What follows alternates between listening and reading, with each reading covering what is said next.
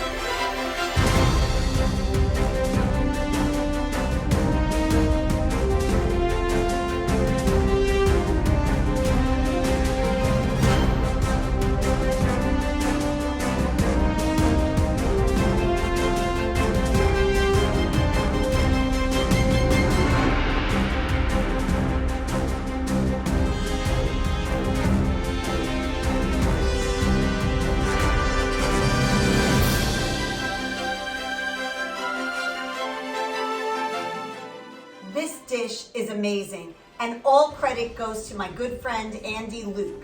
He came up with this like it was nothing. Nightmare Alley, Nightshade Alley. Nightshade vegetables and technically fruit because tomatoes in there. These are vegetables that have some kind of very low toxins in them. And instead of potatoes, which are nightshades as well, I decided to use taro root. It's like a potato. It's got really good health buzz on it, better than a potato. Gotta find the love. Find your vegetables. Try new things. Yum. KitchAnnette, a little kitchen with a lot of flavor.